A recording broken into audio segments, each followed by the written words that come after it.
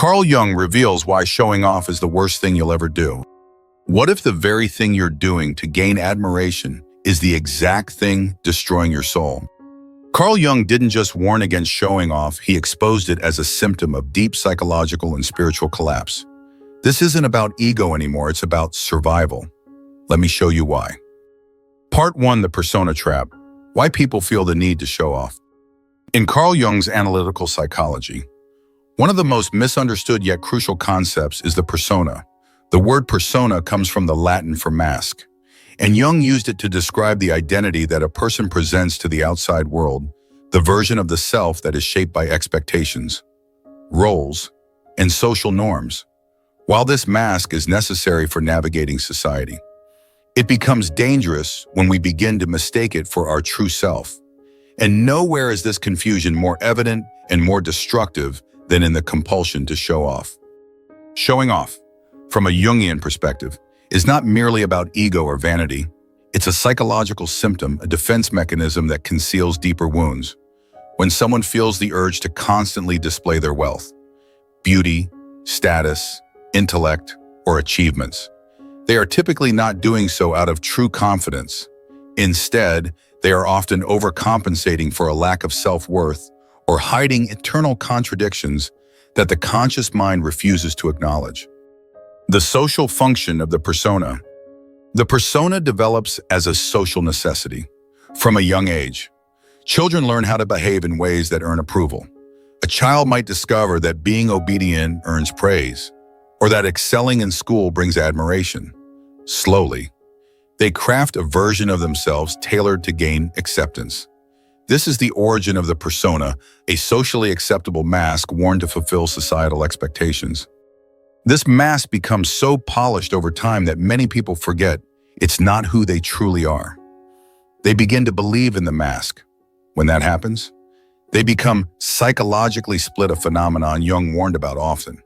The larger the gap between the persona and the authentic self, the more anxiety and emptiness a person tends to feel.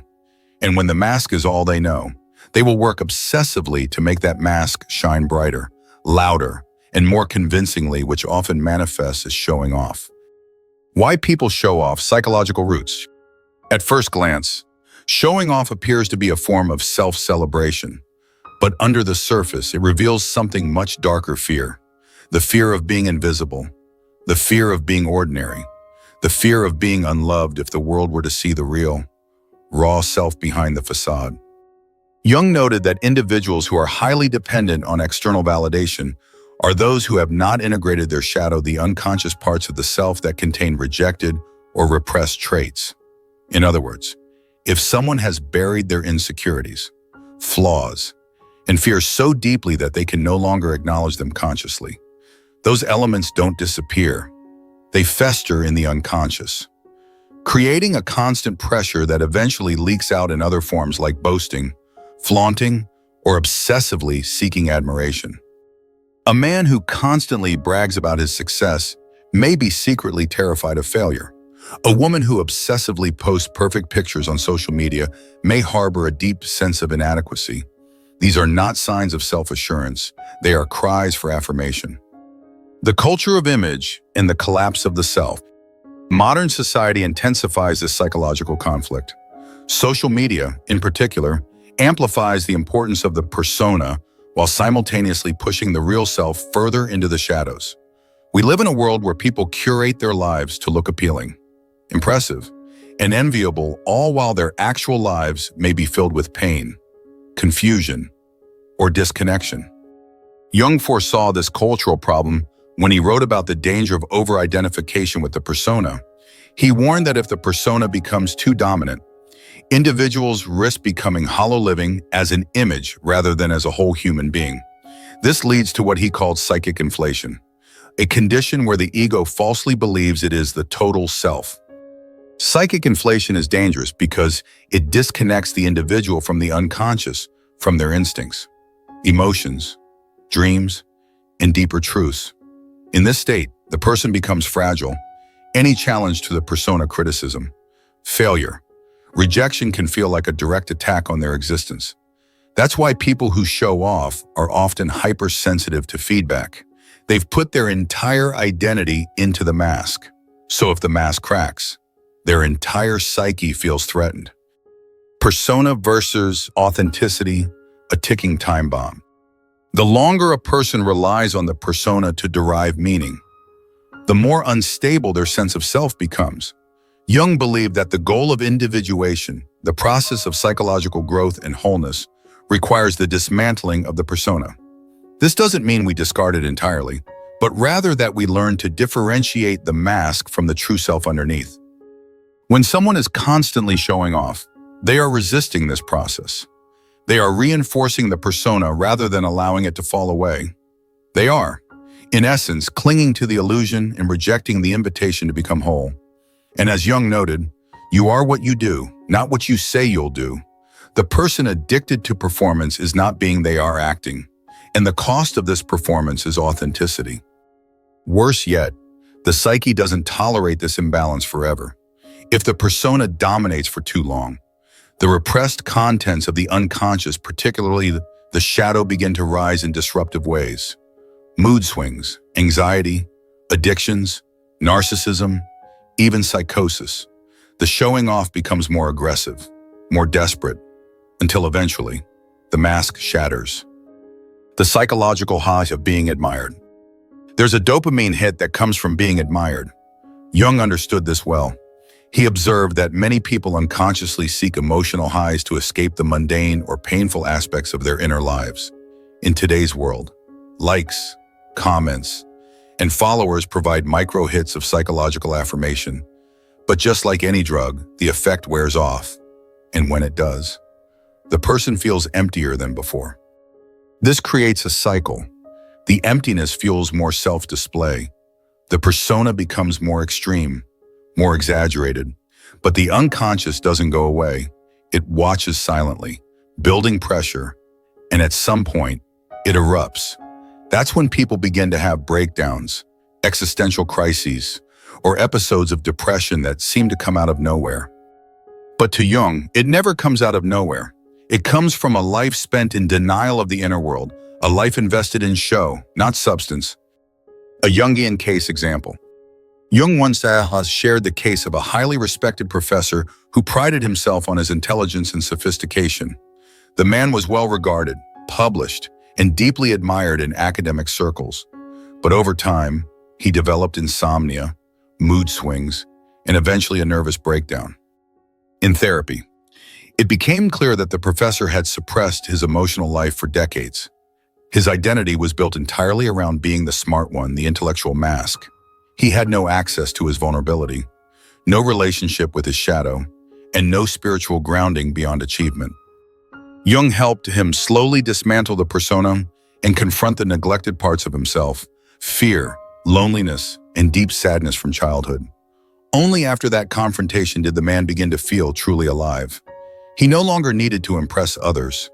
He had discovered a deeper center, the deep cost of being seen the wrong way.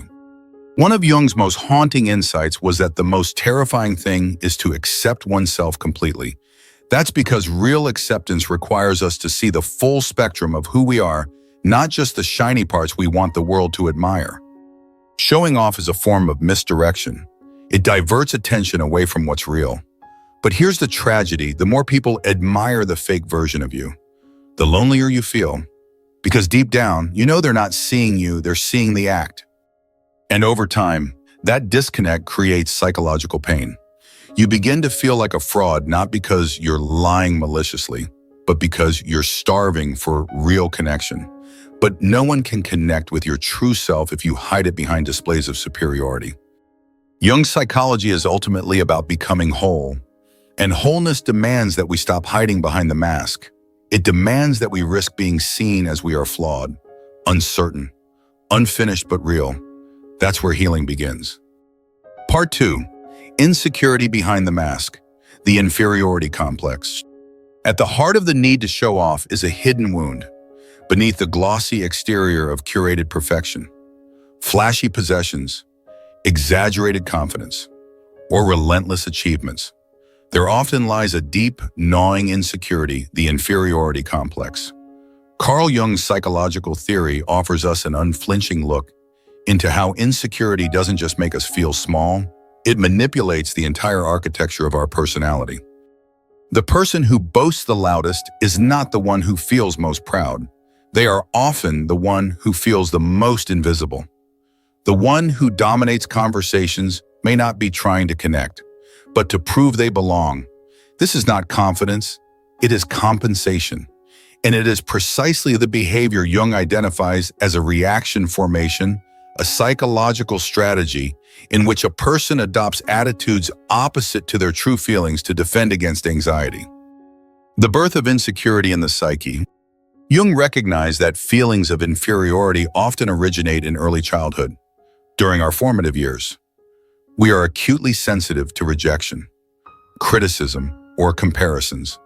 A parent's subtle favoritism, a teacher's sharp comment, or society's harsh standards can easily plant the seeds of inadequacy. If the child feels they are not enough, not smart enough, beautiful enough, talented enough, they begin constructing defenses. These defenses become the foundation for the persona. But when the wound is deep, the persona becomes inflated and distorted. The child learns, if I cannot be loved as I am, I must become someone else to earn love. Thus, the journey of showing off begins not as vanity, but as survival. As Jung wrote, the greatest burden a child must bear is the unlived life of the parents. That burden often translates into an unconscious contract I must make up for their disappointments, their shame, or their lack of fulfillment. The inferiority complex doesn't only come from personal failure, it can also arise from inherited psychological expectations.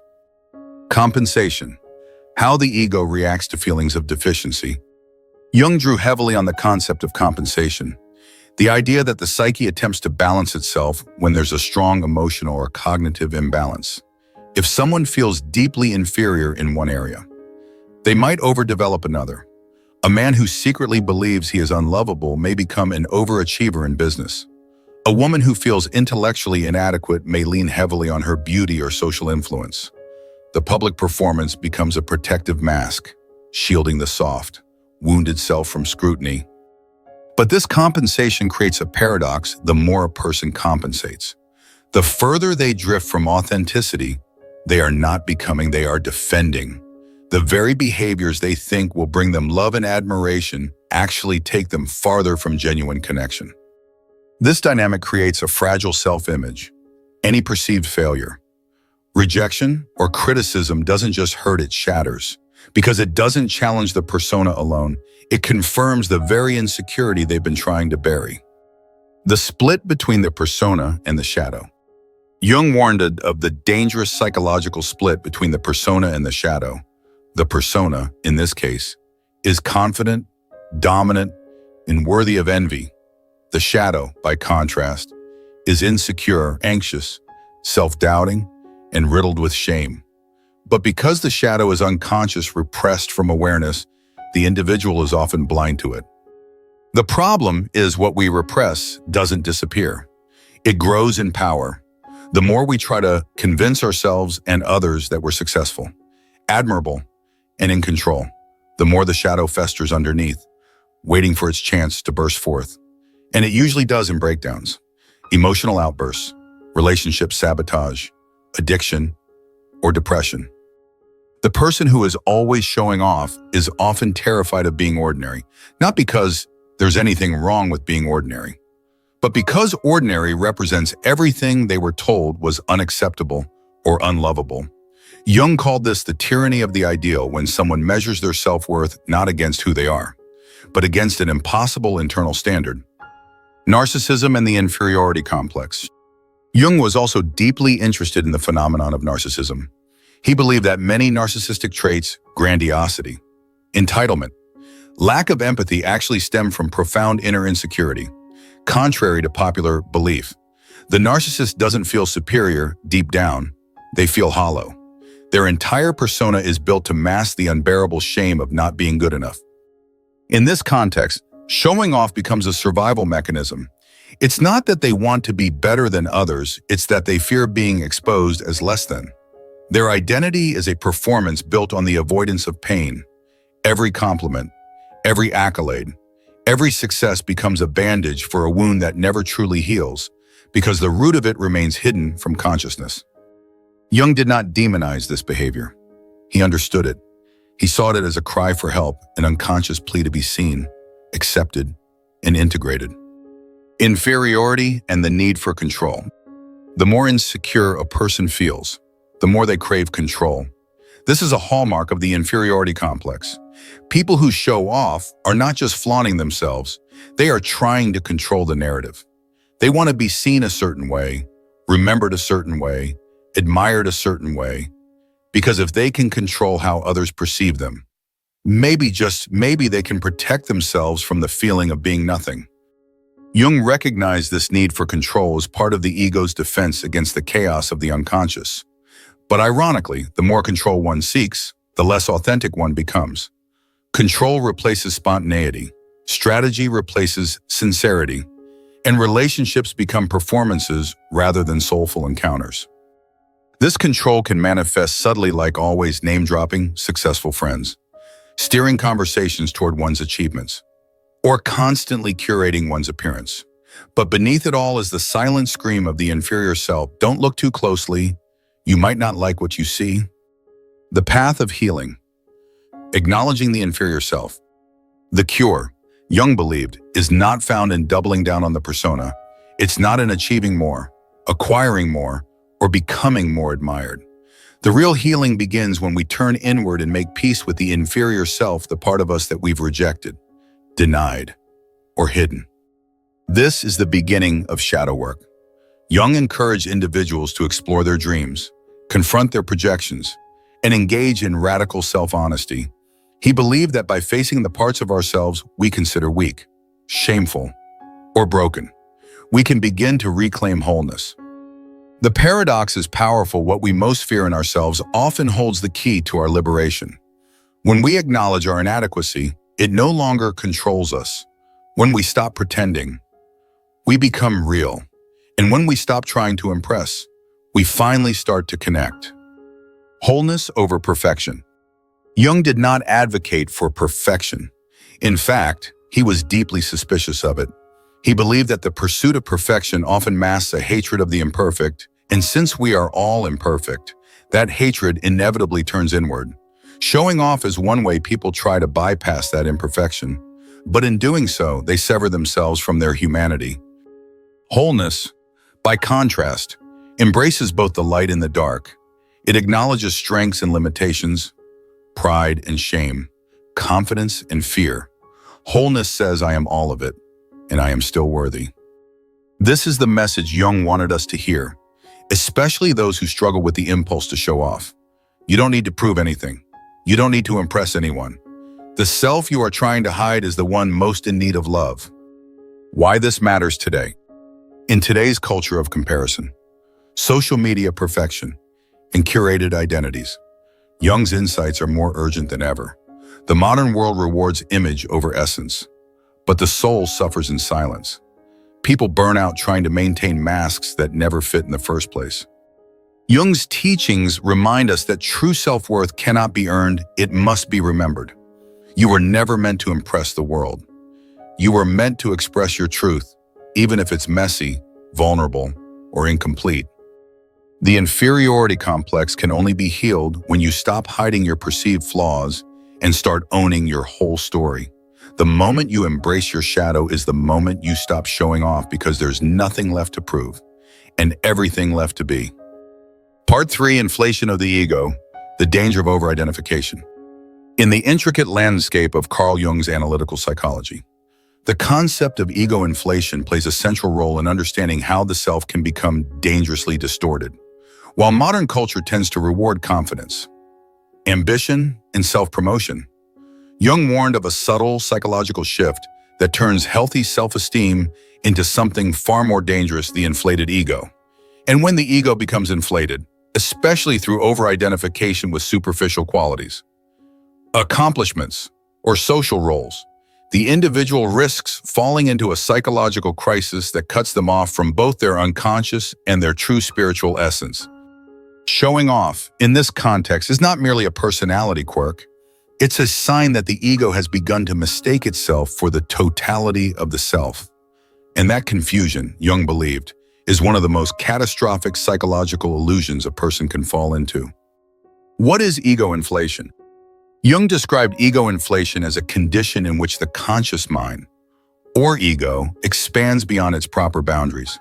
It begins to believe it is the self, the central, organizing principle of the entire psyche. This is more than arrogance. It is a spiritual blindness. The inflated ego does not just think it is important, it thinks it is everything. It forgets that it is only a part of the whole. In Jung's words, inflation is a state of possession by the unconscious. It is a puffed-up attitude, an expansion of personality beyond its proper limits. The key phrase here is possession by the unconscious.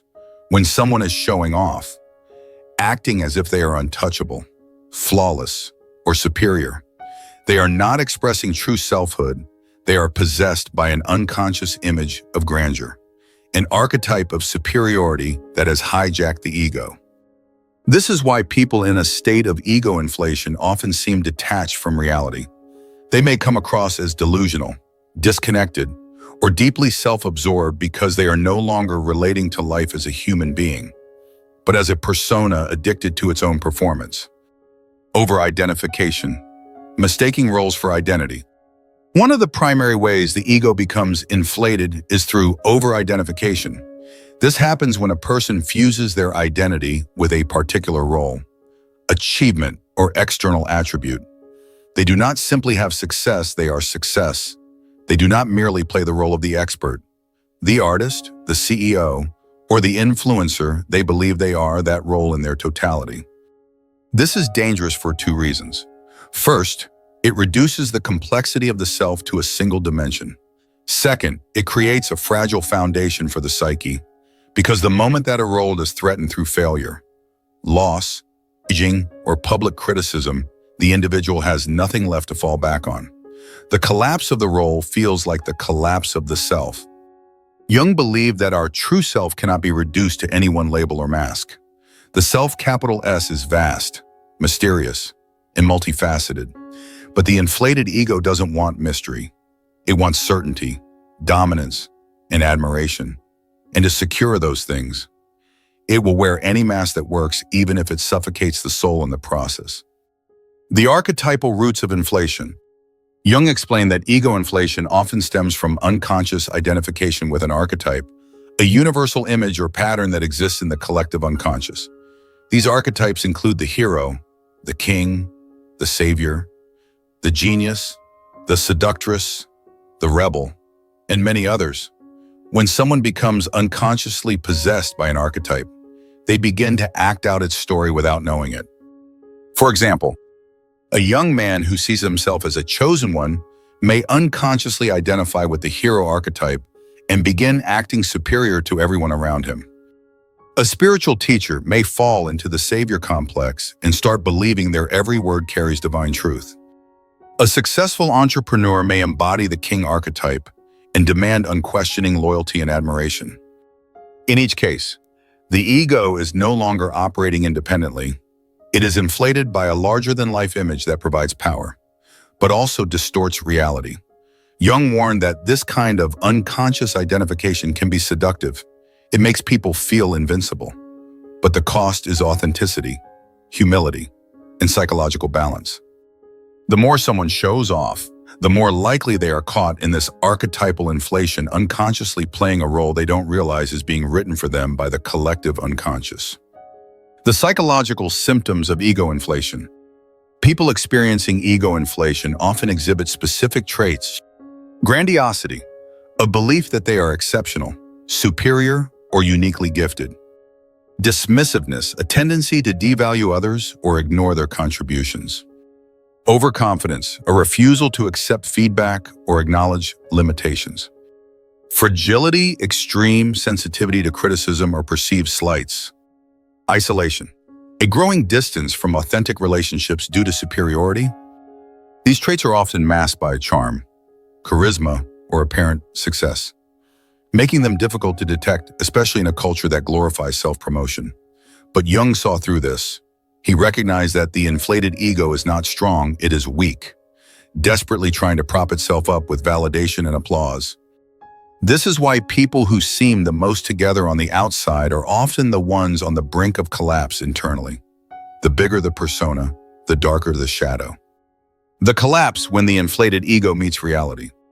Inflation is unsustainable. Reality eventually catches up when the inflated ego encounters failure, illness, betrayal, or loss.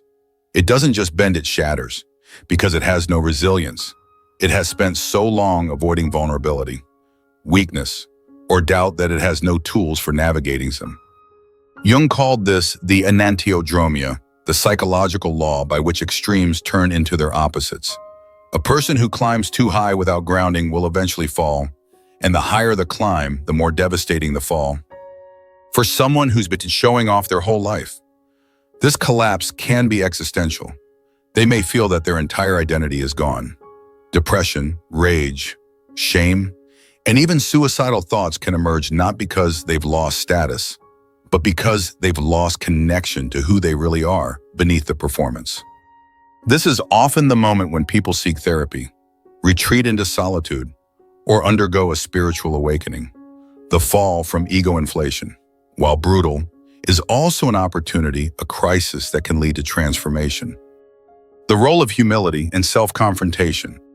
The antidote to ego inflation is not humiliation, but humility, in the Jungian sense, is not about self-deprecation, it's about realism.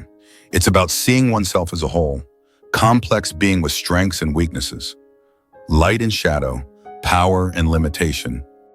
To counter ego inflation, Jung encouraged people to engage in self-confrontation. This means asking uncomfortable questions about motives and desires, facing one's shadow, the rejected, denied parts of the psyche, listening to dreams, symbols, and intuitions that contradict the ego's story, engaging in dialogue with the unconscious through active imagination or inner reflection. This process is not easy. It often feels like death, the death of the old identity, but Jung believed it was necessary for the birth of the self, the authentic, integrated being who no longer needs to show off, because they are anchored in something deeper. The spiritual dimension of ego inflation. Jung's psychology was always deeply spiritual. He believed that inflation was not just a psychological problem, but a spiritual warning. When the ego tries to play God, when it exalts itself and demands worship, it blocks the flow of true spiritual energy. Jung saw this in religious leaders who became cult figures, in politicians who believed they were saviors, and in intellectuals who saw themselves as infallible. These individuals often began with sincere intentions, but became corrupted by power, not because power is evil, but because their egos were too fragile to contain it. To Jung, the path to spiritual maturity required the ego to surrender, not to become weak, but to serve something greater. That greater thing might be called the self, the soul, the divine, or the unconscious. But whatever name we give it, it always asks for the same thing: authenticity, humility, and wholeness. Conclusion of this chapter.